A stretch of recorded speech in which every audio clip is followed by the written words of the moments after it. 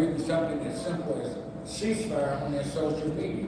Or they may not anything egregious, nothing terrible, but just the fact that they protested or that they spoke out against what's happening in Gaza. That we're seeing that this is having some dire consequences. And so we're seeing things that haven't happened before. So I guess the question is, what are our rights and where they're protected? One, the Constitution, the Bill of Rights, the Civil Rights Act of '64 is another place that we protect, the Voting Rights Act of '65, all of which are being challenged, and even with the Voting Rights Act, it's starting to be gutted. There's been many executive actions and orders, i.e. the Alien Enemies Act, which allows arrest without due process. This is something that goes back into the 1800s. This was when there was really enemies coming in, but now we're even lowering the bar of our definition in terms of what an enemy is and who is an enemy. Birthright citizenship being challenged, seeking to deny citizenship to children who are legally born in this country. This is never, I don't ever remember that being, not in my lifetime. It's never been challenged. I do have to say that we're seeing people doing things that they've been doing. For a lot of you who don't know the history of this country, we've always had these challenges. There should not, we know we did the 13th, 14th, and 15th Amendment right after slavery. That's just to show you in terms of short period it was. My maternal grandfather was born 10 months after the 13th Amendment. 10 months after, 2 weeks later, they ratified the amendment. He lived through 20 presidents. He lived through the Civil Rights Act of '64 and the Voting Rights Act of '65. We're 100 years, 101 years old, from slavery to the 60s, and we're still fighting the same fight. So this is a challenge for us. Asylum seekers, we're ending asylum in most legal immigration pathways. I don't know if you're aware, we had a sister, I was talking with a few brothers earlier. We were talking about the sister that had gone on a honeymoon with her husband back in February. She was a non-citizen. She had no citizenship anyway. Her parents came here from Gaza. I mean, they came from Saudi Arabia, but they were from Gaza. They came as refugees, seeking asylum, etc. The government denied their asylum. Said that they had a order to be removed, but there was no place to remove them to. She came here at 8 years old. She was part of the family. The family had a hearing, so therefore she wasn't eligible, so they say, for a hearing. She did everything she was supposed to do. They had to report to the government. Once a year, they had to report to ICE. She worked. They gave her permission to work. She had to pay a certain amount to get that permission to work. She had a good business. She met a brother. They got married. They bought a house. They lived in the house 36 hours before they went on their honeymoon. When they came back from the honeymoon, ICE let this sister coming back, and they arrested her and detained her for 140 days. We recently went to bat for this sister along with her attorneys, and alhamdulillah, she was allowed to come back home to her husband. But these are things that we hadn't seen before. We have an entry ban blocking all undocumented migrants, citing that it's an invasion. All of a sudden now, we have an invasion. This is the language that's being used to heighten and to gin up hatred for immigrants and definitely those Muslims as well. So we're in some challenging times. There's been more than 250 international students, immigration status revoked. You may have remembered earlier, earlier this year, maybe in 2023, when students were being arrested, docs, people were checking, by the way, they're checking everybody's social media posts. If you have anything on there against what's happening in Gaza, that's an issue, et cetera, et cetera. All right, so we're seeing that happen. All the different agencies are against it. Right here in Houston, you see with the issue that we have with Epic, that the governor had unleashed all the different agencies to investigate it, from the federal agency and law enforcement and the Fair Housing Act, et cetera, et cetera. That was thrown out by the DOJ and it's dying a slow death now, alhamdulillah. And we're seeing that it's getting better, but we have to keep fighting. So we're fighting on many fronts. We're not just fighting on the immediate front of individuals, but we have to fight politically, with the media, et cetera. And this is challenging for us. And I'm hoping I'm not invoking any fear amongst you, but I just want to bring to your attention what's really going on, because a lot of people may not know this. But these are things that we are coming across on a regular basis. And so we're challenged to do it. With U.S. Border Customs and Border Patrol, better known as CBP, nearly 2 out of 3 people live within the 100-mile border zone. The zones are cracking down more. Many of those folks are not invading. Many of them are coming seeking asylum, and they're actually making it sound as if they're coming in and bringing drugs and crime and all this other stuff. More propaganda to generate hatred for those folks who are immigrating to this country. If you have to travel international, one of the things that we're saying is if you don't have to, and you are not a citizen, but even if you are, but if you're not a citizen, you're a green card holder, or you're on an HB1 visa, or what have you, then we're asking people to postpone that for the time being, because we can't guarantee what will happen, or even if it's legal, especially if it's legal now. So we're saying, well, there might be a situation where you have to go overseas, that you might have to go see a sick parent, etc. Then, that speaks for itself. But if you're just going for vacation, or you just want to go home, we're asking people to really speak with your attorney before you do. Make sure, at least lower the probability that you're going to have an incident when you return. So we're asking people to write that. Remember, CBP can access your personal, confidential, and sensitive data at the border, with your computers, your cell phones, etc. You don't have to give them the password to it. But this is what they do when you don't give them the password. They'll say, well, this is going to take a while, and then they'll have you sitting there for hours while they try to open your computer and your electronics.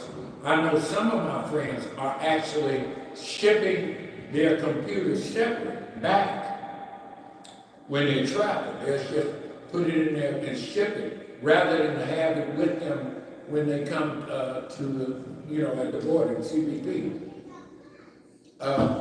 So that's one thing. The other thing is some people are carrying dummy phones. They may have a phone that really doesn't have any data on it. I don't know how good that is, but that's what a lot of folks are doing, just to eliminate the probability that that's going to happen to them. And you have to remember that your rights are limited at the border. You're not really in the country yet. So there are certain things that they can do that you can't do that you would do if you were here in the country. Your rights are limited until you are actually readmitted into the country. So that's something we need to know. But you do have rights. You don't have to tell them what mosque you go to. They don't need to know what your favorite verse of the Quran is. They don't need to know how you feel politically about the president or Gaza or the Sudan or Ethiopia or the Congo, etc. They don't need to know any of that. That's not a legitimate question. They might ask where you've been, who did you see, what do you do for a living, etc. Those things are legitimate. They don't need to know your religious affiliations. They don't need to know what mosque you go to. So remember that when you get there. Our recommendation is limit and protect your personal data. Leave your phone and devices at home. That's one way for sure to protect it. If you take your phone, disable the Face ID, remove, delete, or password, protect sensitive apps, and encrypt personal information. And then turn off devices during travel and at border crossings. Turn those things off. Of course, these are some of the forms you have to fill out coming back, and anybody who's traveled know that you have to fill out these forms. You have to claim how much money you're bringing back or not bringing back, etc., and anything else that you have that you're bringing back. So those things are still the same, operate the same way. So, what about ICE, U.S. Immigration Customs Enforcement? What if they come to your door? What if they come to your house? What if the FBI comes to your house? You don't have to open the door to anybody, any law enforcement. You don't have to let them in, and you shouldn't let them in unless they bring a warrant. All right? Now, I'm going to say this again because I've told people this and people have ignored it. And it's not because we hate the FBI or we hate ICE, but we want you to protect yourself. Let me explain what we mean.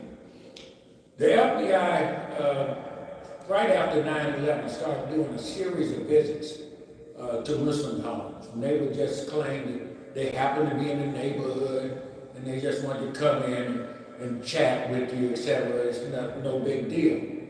That's not true. The FBI doesn't do random. They don't just go around the neighborhood looking for people to visit. If they come to your house, they knew who they were coming to see.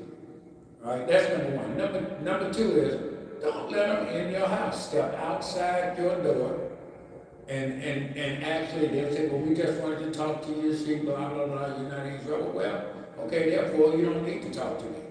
And if I was in trouble, you wouldn't be coming to talk. You'd come with a warrant for my arrest. All right? So there's no need to talk to them.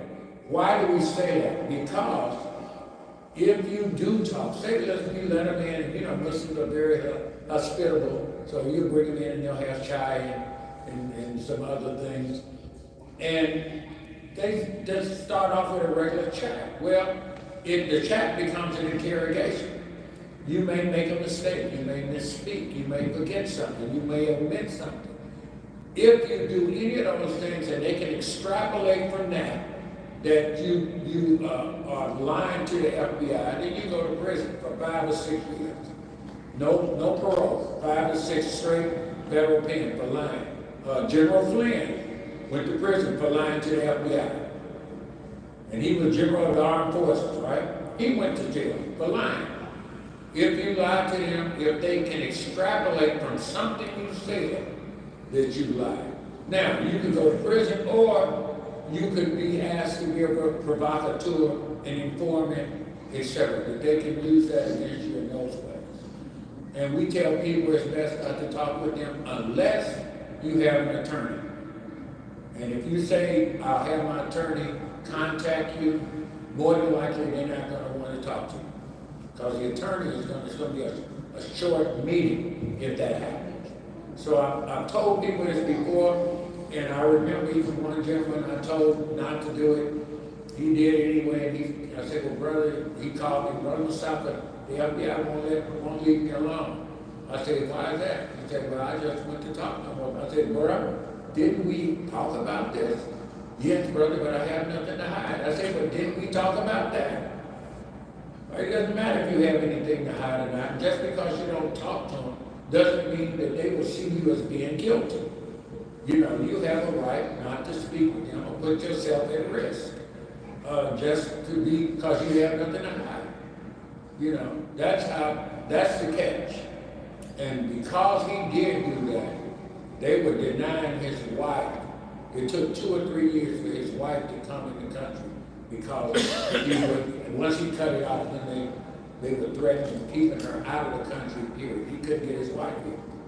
So it's important for us to understand our rights. So don't open the door, don't let them into your home unless they have a warrant signed by a judge. In that case, you have to let them in. All right? If they come to arrest you, even if you haven't done anything, don't resist arrest. Go with them and fight them in court. It's better to do that, because if you do resist arrest, that's a charge. And if they can, and if you happen to bump one of them while you're doing it, then you're assaulting law enforcement, and that's a charge. So by the time you get to court, if you do all of those things, by the time you get to court, you'll have a whole cadre of things on the docket against you. Don't do anything, obey them, and if they're doing something wrong, fight them in court and call us if you have. So you may encounter ICE anywhere. They're anywhere now. They're going to people's jobs, they're going to schools, they're going to events. You may have seen on TV where they arrested people that are working in the fields in Kansas, in Nebraska, and those places. So they could be anywhere. If they come to get you, don't resist. Don't make it easy for them to add other things onto it. Is everybody got it? I know this doesn't sound nice, but I just have to tell you what's going on. All right? And remember, they can lie to you. You can't lie. But they can lie to you. They can tell you a lot of falsehoods. Don't fall for it. They can lie to you. They can give you all kind of the general investigation rules. We were conducting an investigation and your name came up or what have you. All of these things. Don't fall for that. If you really know you didn't do anything, and even if you did do something, don't fall for it. Don't let them trick you like that. Criminal investigation rules, the identity theft, somebody stole your ID, blah, blah, blah, photo rules, all kinds of things. And it's their job. I'm not mad at them. They're doing what they've been trying to do. But I'm telling you what you need to do to protect yourself and to not fall for those things. We found a lost ID. Come on. How many of you have found a lost ID? You might have, but it was yours if you found it. All right. You're a suspect rules. Like, oh, I am. All of a sudden now you're a suspect. We invest in a crime and you're a suspect. All these types of things. Can we come to you? Can you come to us? No. So I have an attorney. If I decide to speak with you, I'll have my attorney contact you. Oh, Mr. Carroll, don't worry about that. You're not in any trouble. You don't need to get an attorney. This is not that deep. It's not heavy. All these types of things. Well, if I'm not heavy, then I don't need to talk to you. If I'm not in any trouble, there's no reason for me to talk to you. Now, let me tell you when you do talk to them, and specifically about the FBI. If you know somebody's going to blow something up, they're going to kill somebody, they're going to hurt somebody, they're going to do damage, yes, I say call the FBI, call the police, call the state police, call all of them. That's when you use them. But these random interviews are not a place where you want to use them. But anytime law is being broken, that they're going to kill people, people are going to die because of it, etc., or some real disaster can happen, please call the FBI, call the CIA, call whoever. All right, that is when they're the most useful. But they're not useful when they're interviewing people who haven't done anything but go to work, come to the house, and go back home. It's not fair for you to put yourself in that predicament. What if they come to your workplace? All right? You don't have to run. Don't run away. Don't give the agents permission to enter your workplace if you have any kinds of authority. You don't have to give them the permission to enter. Anytime you tell them they can, they will. If they come to your house and you say, oh yeah, come on in, then they have your permission and they can do it. But they can't do it without a warrant or your permission.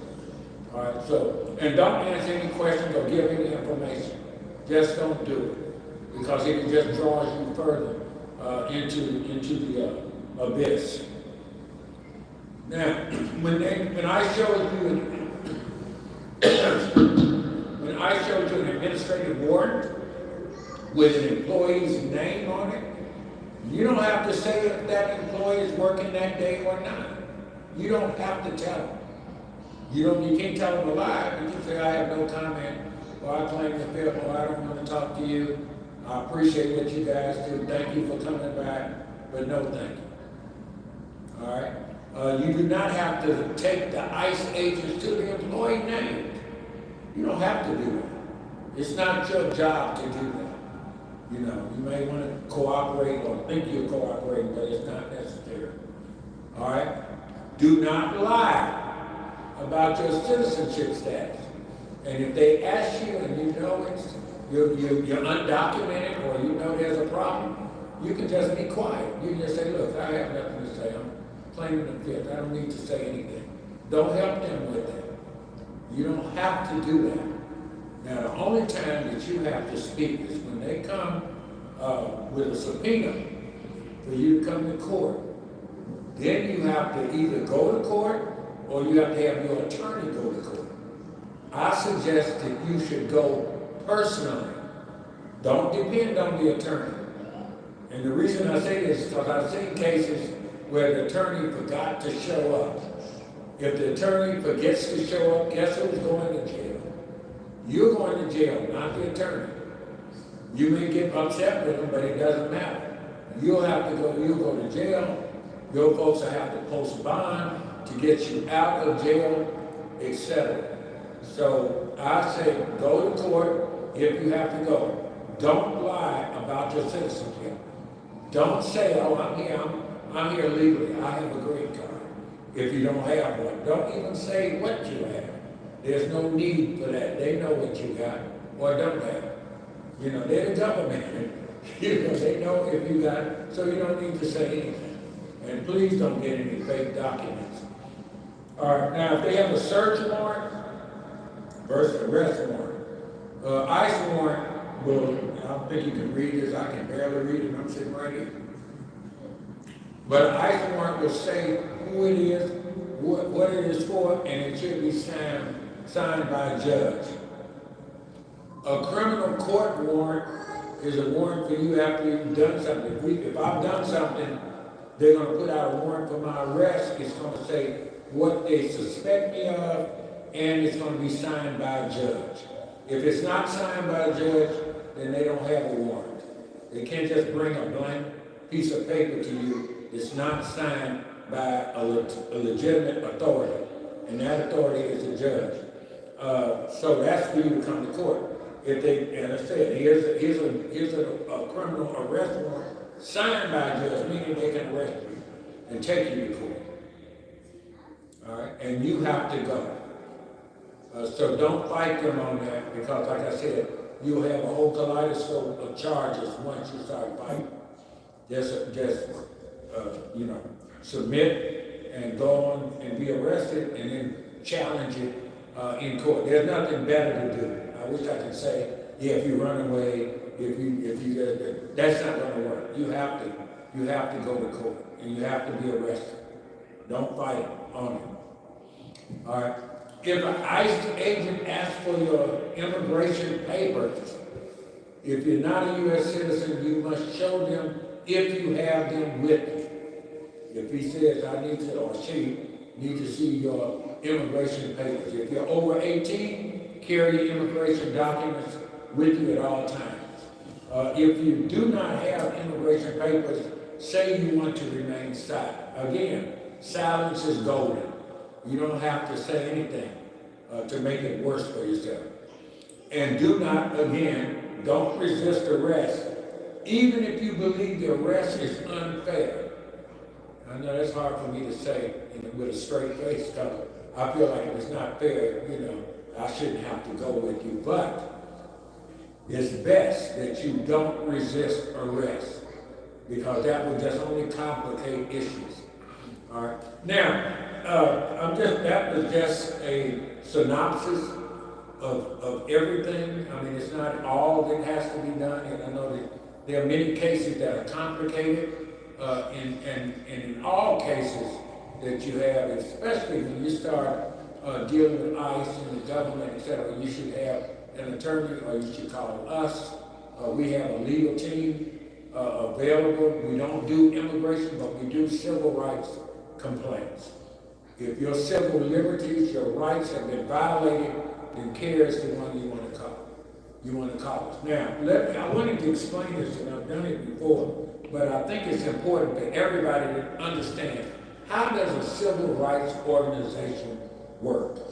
Because a lot of people don't understand it.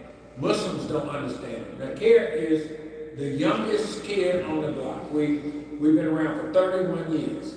You look at cases or organizations like the NAACP, they're like 116 or 17 years old. The ADL is 113 years old. LULAC is something almost is 100. No, LULAC is only like 90 something years old. But the ACLU has been around for 104 years. LULAC has been around 95 years. And then you got APAC, who's 61 years old, but they have more money than our national office has, at $7 million. They do over $3 million in lobbying, or better yet, in buying politicians. All right, so this is how it works. Say that you in the Jewish community and the ADL, the Anti-Defamation League, and somebody does something to you. Somebody violates your civil rights. They harassing you at work. They won't allow you to go to Sabbath or what have you. All right.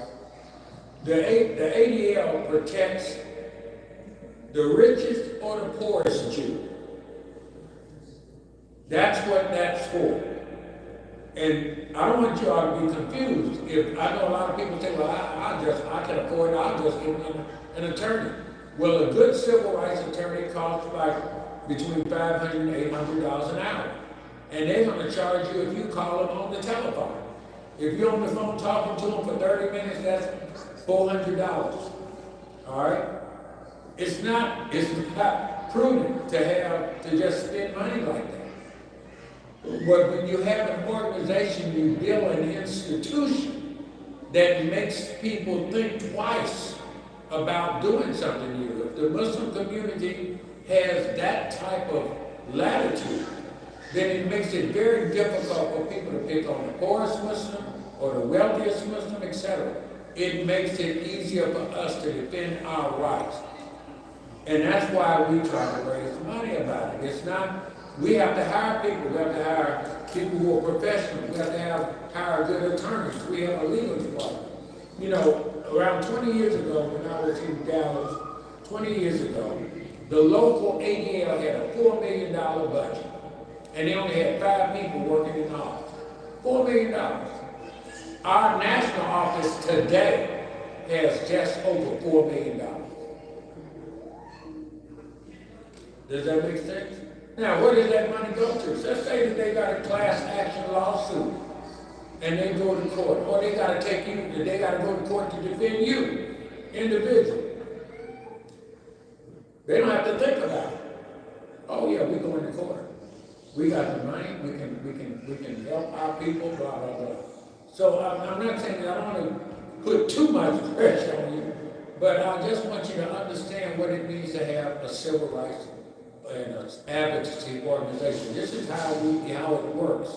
Now, if we don't get funding, if people don't help us, and our people want a lot, expect a lot for what we have. And it's very difficult for us to defend you when we have a shoestring budget. It just doesn't make sense. It's hard to defend you. When if we can't defend you, then you start thinking we're not working. So you say, why donate to CAIR? CAIR doesn't do it. They don't do it. So it's a never-ending story. It's a cycle. So please consider that when you think about donating with us or for us. We also need people to volunteer.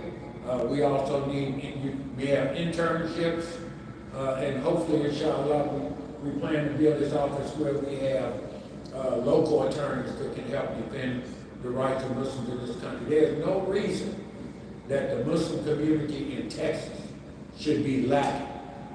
You know, if you look at Houston, has the largest Muslim community in the southern United States. well over 400,000 Muslims in Houston. Dallas is not far behind.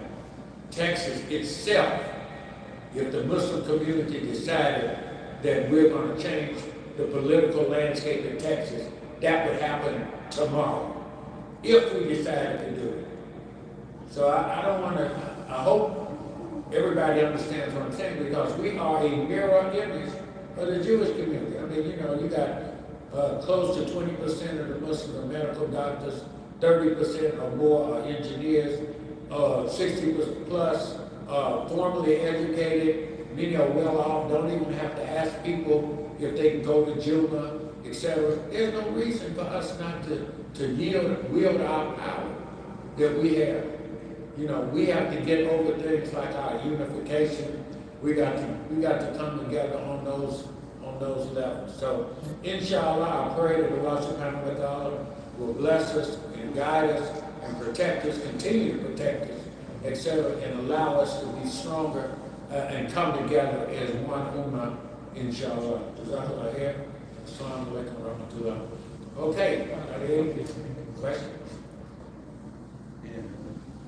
Yes, sir. How many attendants do you have in the organization? How many attendants at those?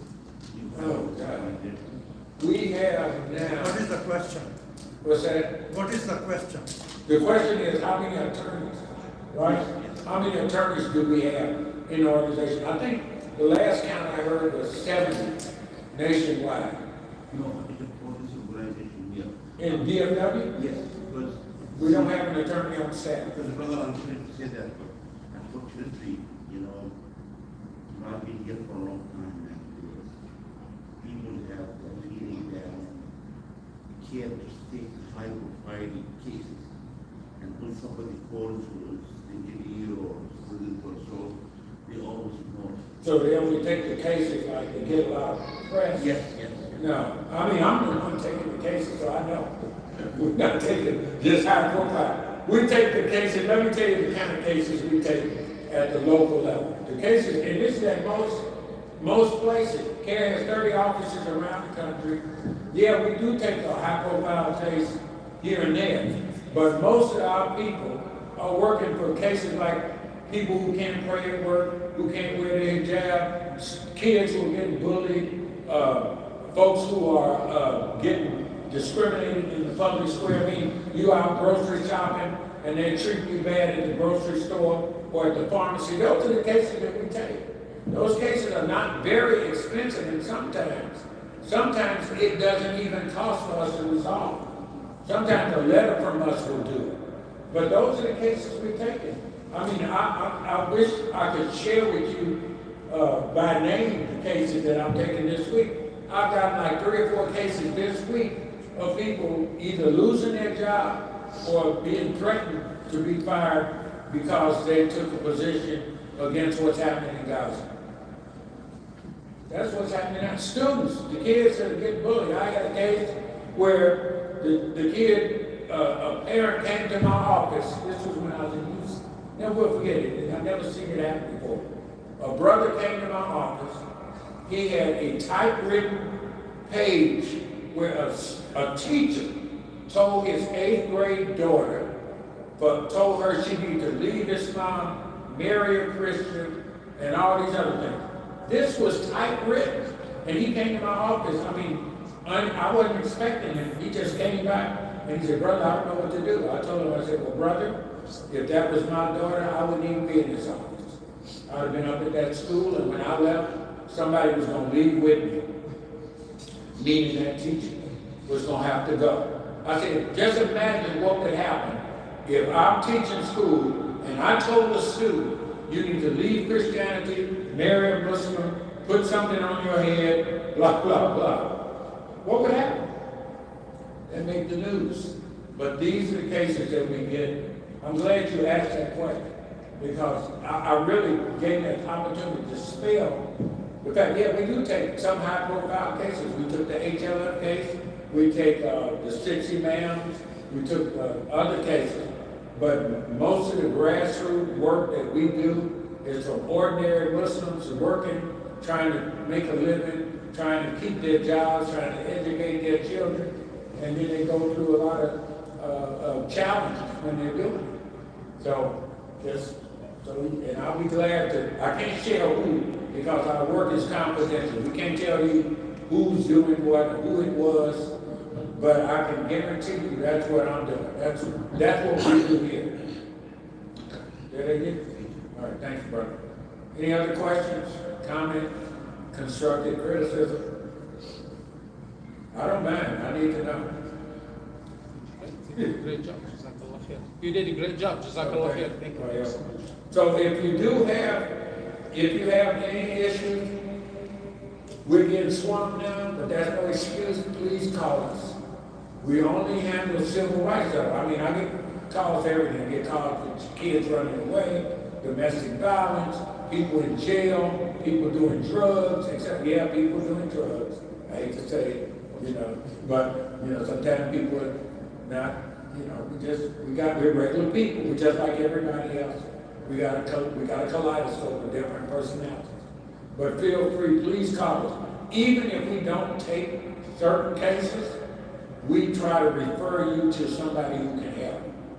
All right, when I get a case for, say, domestic issue, I try to help refer people to other Muslim agencies that handle those types of things. So we don't just, I can take that and hang up. No, we try to help. Now, but we don't do it ourselves. We don't take criminal cases unless that criminal case has a civil rights twist to it. That you can be committing a crime. I hope not. Sorry for a lot. But even within that case, you could have had your rights violated. All right. So it's not cut and dry. Yeah. We hope you don't do it. Don't test the system. All right. But if you do, and there's a civil rights violation to it, then yes, we will look into that. All right. Yes, sir. Question. Yes, sir. Somebody knocked my door and I said nothing.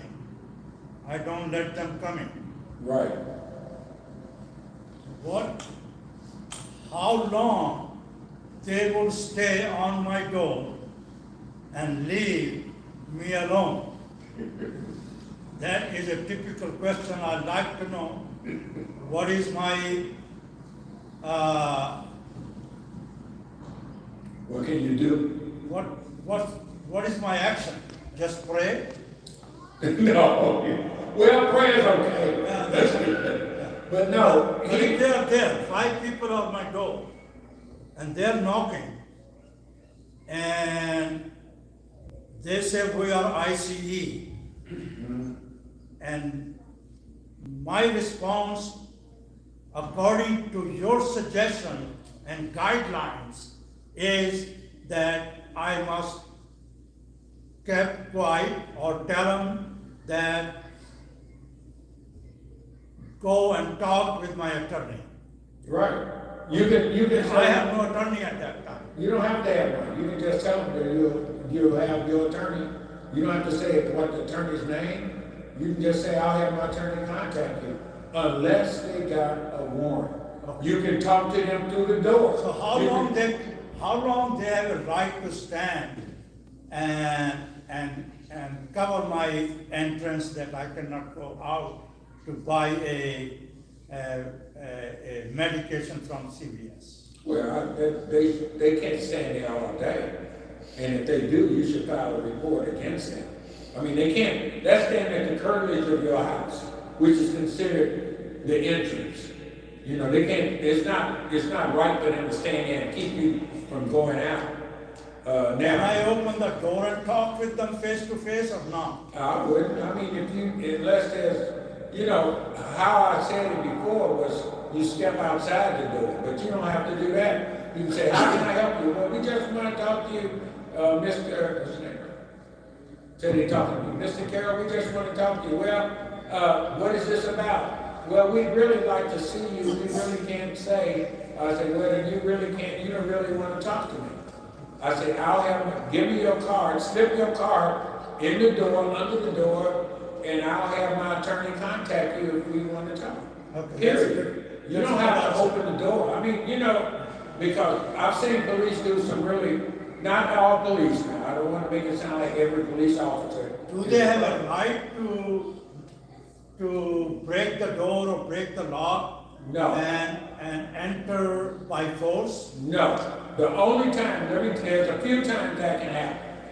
They're trying to get rid of these no-knock warrants. That was something that was going on, and they've been breaking into innocent people's homes, etc. They have no right to knock down your door unless there's something imminent. Like if I rob a bank and I run into your house and close the door, they can run into your house after me. All right? If they have a warrant, for even with that, they can't knock down the door. But as soon as the door is open, as soon as they see you in public, they can arrest you. So, go ahead, no, You go you first. first. Go ahead. Does the no trespassing order enforceable for ICE and or the law enforcement agencies? I don't know, it's dicey. I mean, you can if you say no trespassing, that means nobody can come onto your yard. If they have a legitimate legal reason, they may be able to come on there anyway. You can put no trespassing, but they have a warrant for your arrest. They have warrant. They can come up there and That's- knock on the door. And they may come up there even if they don't have a warrant. You don't have to engage them. You can say, I have a sign out there, you should abide by it. A second part of his question, if they come in and I said you may leave, is that also considered harassment if they just stay after I told them to leave? Yeah, well, yeah, absolutely. I mean, you know, when you say come in, and you say come into your house, if you allow them in your home, you can, just understand that's because you allow them to come in. But the moment that you say, okay, I'm through with you, all need to go, they have to go. But I wouldn't let them in. I mean, don't let me, I hate to, it sounds like I'm really against law enforcement. I'm not really against law enforcement, I'm just against you going to jail for no good reason. I don't see the benefit. There's been really no reason. I've seen people getting used like that. You know, now we have an attorney, when I was working in Houston, that handled all our FBI cases. He's a Muslim, he took them all in for free. He said, you want the FBI, just call me. We'll come here, they can come to my office and we'll have a conversation. They either decided not to go to his office, or if they got there, the meeting was like 5 or so minutes long. Because he's gonna tell you, you don't have to answer this, you don't have to answer that. You know, and they don't want that. They want to come in and interrogate you because Muslims are so hospitable, they'll have chai and sweets and everything for them while they're interrogating you. So I mean, we should cooperate with law enforcement whenever we know something bad is going to happen. All right, I don't want us to not say, oh, I don't want to talk to the FBI because I just don't like it. Well, I have trepidations about law enforcement because all my life I've seen police brutality, misconduct, and murder. I grew up in a place where the police would kill somebody unfairly. I mean, they hadn't done anything, and then they take what they call a throwdown gun, put it in their hand, and say he came at me with a gun. At that time, there was no internal investigation or nothing. So I have more trepidations about dealing with them, and I've never been to jail, except to visit other folks.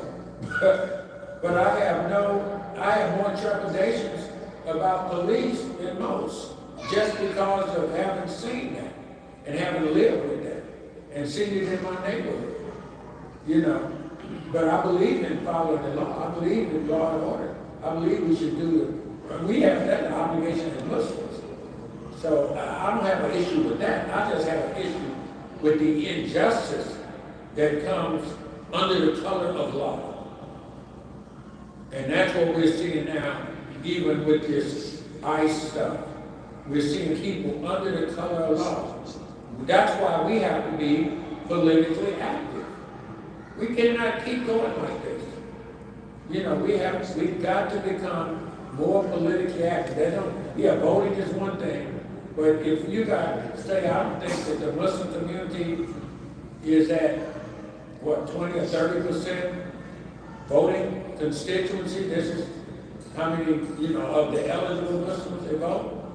While, the black community is like at 80%, the Jewish community is 80%. So when they get ready to say something, people are listening. So we got a lot we got work, and we don't have a long learning curve. I believe this will be fixed like tomorrow. But we have to decide that we're going to do it. We cannot be in this society not be involved in it. We'll take a couple of seconds to share an FBI secret with the brothers. Okay. Should you happen to go to their office, for example, they come to your house, and he sit behind the desk, and he have a file about this big, maybe 500, 600, 700 pages in you. You open it, says, your name is XYZ, yes. You live in so-and-so, you're so-and-so, you're a friend. Do not be intimidated. All he has is 20 or 30 papers with lots and lots and lots and lots of copies to intimidate you, to scare to scare the heck out of you. He says, he knows everything about me, so I better fuss up to him. As he said, keep it Mind games. It's a psychology. And it's easy to talk about it when it's not happening to you. What's the challenge is when it's happening. And you there, we didn't have a lovely video that I think Muslim advocates did around 10, 15 years ago. They did this great video that shows what to do if you're in the airport, what to do if they come to your home. It was excellent. I was upset because we didn't do it. I thought it was just that good. And we used to show it all the time. But even after I give a presentation like this, if it happens, it's intimidating. They come to, they got guns and vests and all this stuff on, and they talking, official lingo and everything. And then you got to deal with that. And it's really difficult for most people to deal with it. I've been fighting folks all my life, so for me, it doesn't bother me as much. But even with me, I tell my family, hey, I give this advice to my kids. I give this advice to my wife. Not that she listens, but just kidding, I'm just kidding. But there is one more thing, if I may add, if you don't mind. Sure. Like if somebody calls you and says, XYZ, the FBI, we need you to come to the office, we need to talk to you. You make sure to ask them, are you an FBI agent with an FBI badge, or you work with the FBI? Because they have so many agents that they have absolute nothing to do, but they're just employees, but does not have the actual authorities as an FBI agent. So make sure, is he an FBI agent, or he work with the, if you work with the FBI agent, hang up on him, just very simple. okay, right. And always get a lawyer. Call us if you need help. Yes, sir. So, as I understand at this hour,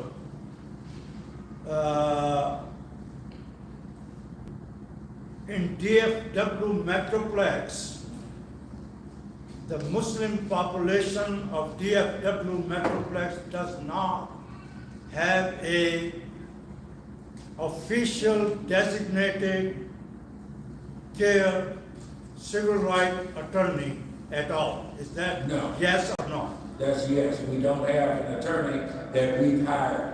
So I have to. We have no attorney. No, not locally. But what I do when I get a case that I need an attorney is I refer it to our legal team in D.C. I see. We have lawyers. that I My call. second question, what does it take to have a local attorney for such an area as DFW Metroplex? What does it take? How much money? What resources? What are the requirements? What are the standards and criteria? Well, you want to get somebody who's fairly seasoned, who has some civil rights or experience, probably somewhere between the minimum, probably $75,000 to $150,000 a year, if you hire them. If you hire them. If you don't hire them, you have to put them on retainer. And I don't know what that is. That depends on the lawyer. Even my quota salary might be underscoring what it really costs, if we have them on staff. I don't know that we need people on staff every day of the week. I think we need somebody on retainer that works for CAIR, and in the event that we need an attorney, we can get them. We've been fortunate, because we got attorneys a couple of attorneys on our board. I have attorneys in Houston that's on the national board that I worked with for years, and when I call them, they're pretty responsive. I can call national, has a whole list of attorneys. One of the attorneys have spoken and defended at the Supreme Court level and won. They sued Governor Abbott in the state of Texas and won. So we have a good track record in terms of what happens. You remember the no-fly list? We sued the government for that and won 8-0. It's a civil court level, at the Supreme Court level. All right, the anti-BDS bill that they passed, that they fired Sister, oh my God, how can I forget her name? School teacher? Huh? Is that the school teacher in Houston? Yeah, the school teacher in Pflugerville. She was a speech pathologist. She'd been working for them for 10 years. They had this anti-BDS law saying, you have to sign this law if you're going to work for us, blah, blah, blah. She refused. She's from Palestine. She refused to do it. So they fired her. We sued the state. She was compensated. They gave her money that she lost during the time that they fired her, and she got her job back. But they turned right around and went back and rewrote that bill.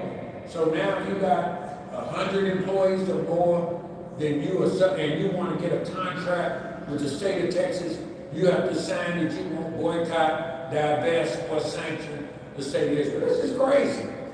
This is crazy. I mean, we can boycott everything in the United States. The only country that you can't do that with is Israel. What is this? This is crazy. And it's crazy because we could do something about it. But it's going to take a fight. It's not going to come easy. You can't just sit down and cry about it. You can't just go out and protest and speak truth. You got to have a political stick to get something done in this country.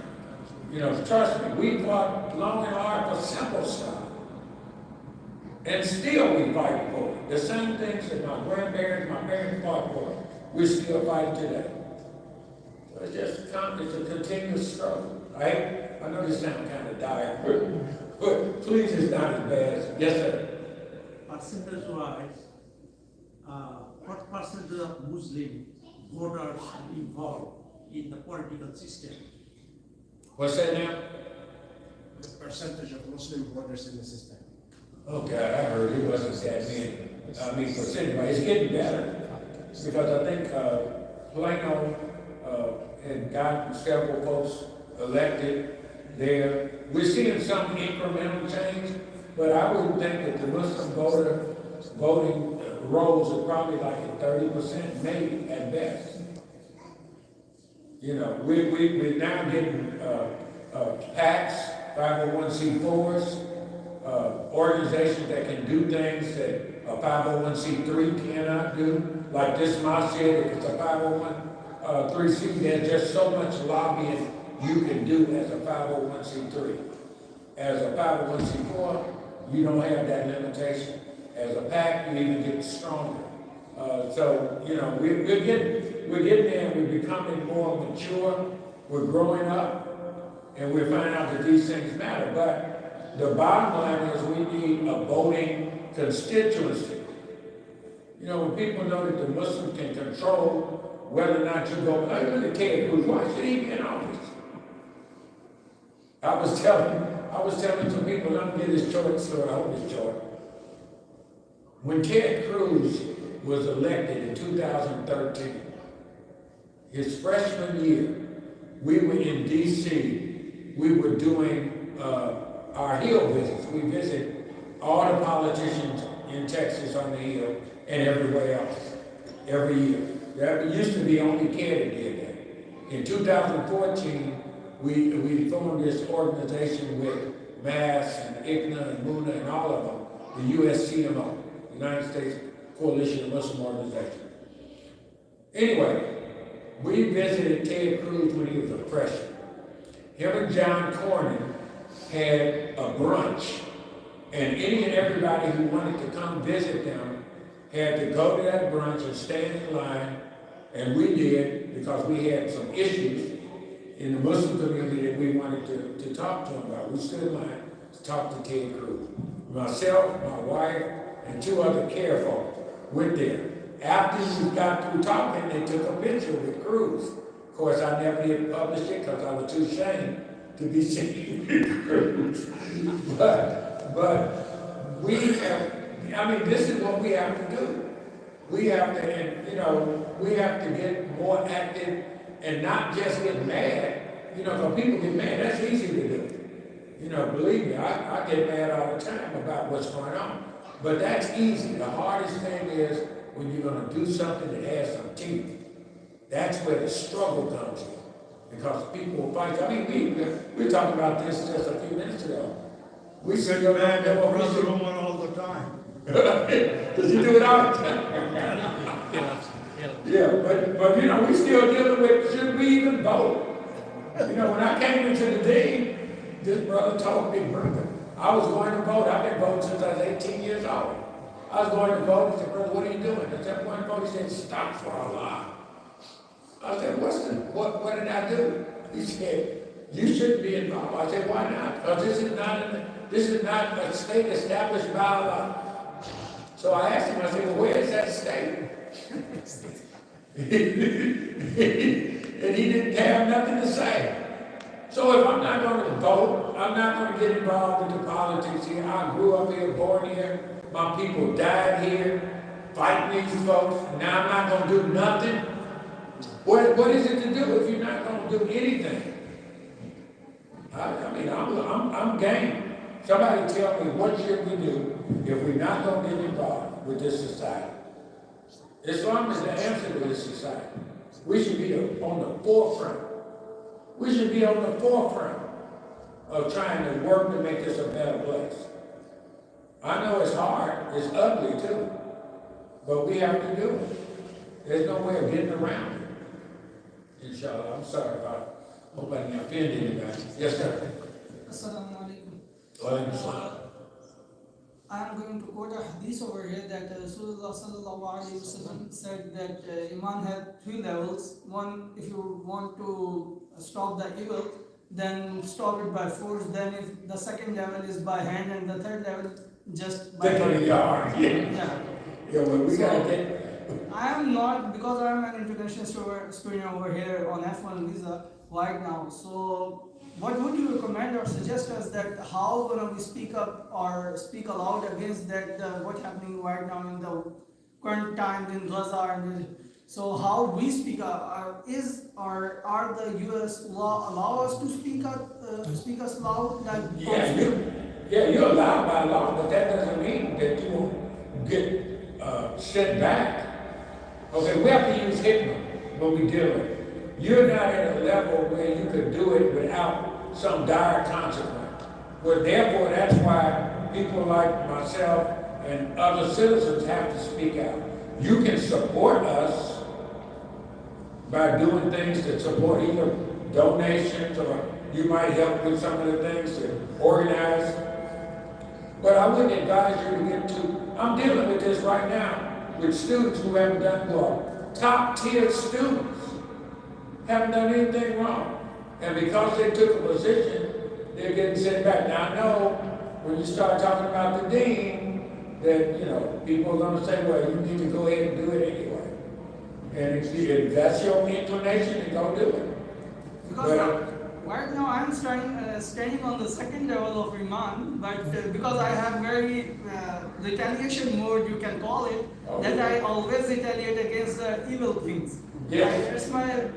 It's in my nature, I can say that. You can't help it. So my question was that does the US law allow us to do such things on social media? Because we can use social media, the young youth using social media most rather than our older ones, but we can, yeah, that's the truth. Because I am a student of new technologies, so I know how to interact with new technologies. So that's why I put that question: does U.S. law allow us to speak aloud against those things which are evil in this system? Look, the law allows you to do a lot of stuff. I can sit up here and tell lies about people. I can use profanity. I mean, according to the law, I can stand up in public and lie on you, call you all kind of names, talk about your heritage. This is by law. I'm allowed to do that. But using some hikmah, I'm not going to do that. Each person has to determine what it is that they can live with. All right, if you can live with risking yourself getting sent back home or getting put out of school, you know, then do it. If you can live with that, I think it's better. I'm gonna tell y'all something. I have to give you some disclosure. I was militant I grew up. I was president, NAACP Youth Council president when I was 15 years old. I elevated from that, and I became really angry about what I saw. And my folks, you know, God bless them because they understood, but they told me something. My father said, look, we understand why you're mad, because we're mad. Say, but get your education and then go after them. You know, then you got weapons. Then you have more things to deal with. You see what I'm saying? So it's not a matter of you agreeing with it. You know, it's almost like, look at this time for the Muslim community, this has been the toughest time that I've seen politically in my lifetime. We had, what did we do in the last election? The presidential election. What choices did we have if we're talking about Gaza? We had no choice. There were no choices to make. It was painful. And while Gaza is going on, we got over 10 million displaced in the Sudan. We got 6.7 million in Ethiopia. The Congo is in turmoil. All right, just think of India, the Muslims in India being oppressed, the Uyghurs in China. I mean, just think of it. Now, what makes Gaza so bad is that our tax dollars is going to support that. All the bombs, all the weapons, the media, the government is all going to favor the Israelis. And it's doing it with our money. You can, maybe not in Sudan as much, maybe not in Ethiopia, maybe not in the Congo, etc. But that particular issue, they're getting $3.8 billion a year, all the weapons that they want, all by us. So we have to determine, you know, where to choose our battles. You don't want to sacrifice for war. You know, we still gonna be struggling 2-3 years after you get your PhD. We'll still be struggling. This is how it goes. I hope that makes some sense, inshallah. I mean, you know, I know it's a tough thing to sit up and watch, but man, I stopped looking at the news 2 years ago. I cannot stand to hear because I know what they're saying. The same old, you know, capitulating, the same lies, the same rhetoric. I can't take it. And I mean, I'm thinking I might even need counseling. You know, it's been that painful. I mean, I'm not joking about this. This has been a real painful period to see 17,000 children getting killed. Never heard. It's unheard of. So inshallah, I hope that answered the question. I hope I didn't say anything wrong. But that's my take on it, inshallah. Okay, any other? If not, Thank you, sir. thank you. Thanks for having us. Jazakallah khair.